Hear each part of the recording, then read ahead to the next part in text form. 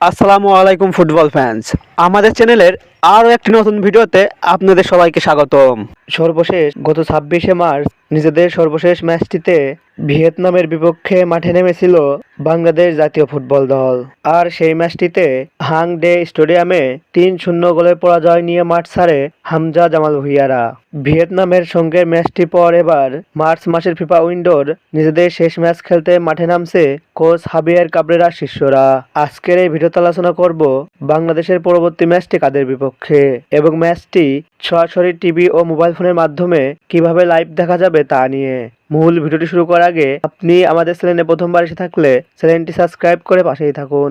AFC Asia cup কোয়ালিফায়ার্সের নিজেদের সর্বশেষ ম্যাচটিতে এবার শক্তিশালী সিঙ্গাপুরের বিপক্ষে মাঠে নামবে লাল সবুজের বাংলাদেশ। যদিও অনেক আগেই এএফসি এশিয়া কাপের মূল পর্বে ওঠার লড়াই থেকে ছিটকে গিয়েছে বাংলাদেশ। মূল পর্বে ওঠার লড়াই থেকে ছিটকে গেলেও এফসি এশিয়া কাপ বাছাই পর্বের শেষ ম্যাচটি জিতে পয়েন্ট টেবিলের 2 নম্বরে থেকে বাছাই পর্ব মিশন শেষ করতে চায় বাংলাদেশ। বাংলাদেশ বনাম সিঙ্গাপুরের মধ্যকার হাই ভোল্টেজ এই ম্যাচটি খেলা হবে সিঙ্গাপুর ন্যাশনাল স্টেডিয়ামে এবং এই ম্যাচটি অনুষ্ঠিত হবে বাংলাদেশ সময় অনুযায়ী 31শে মার্চ মঙ্গলবার সন্ধ্যা 6টায়। বাংলাদেশ বনাম সিঙ্গাপুরের মধ্যকার হাই ভোল্টেজ এই ম্যাচটি দেখার জন্য অধীর আগ্রহ নিয়ে বসে আছে বাংলাদেশি ফুটবল ভক্তরা।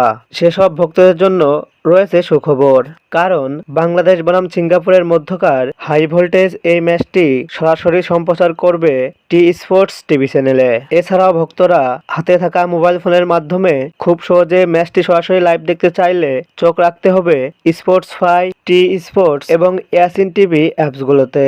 এছাড়াও ম্যাচটি চলাকালীন সময়ে ফেসবুকের সার্চ বারে গিয়ে এই নির্দিষ্ট কিওয়ার্ডটি লিখে সার্চ করলেও ম্যাচটি লাইভ দেখা যাবে। ফুটবলের সকল নিউজ ও আপডেট পেতে আমাদের চ্যানেলটি সাবস্ক্রাইব করে পাশেই থাকুন। ধন্যবাদ।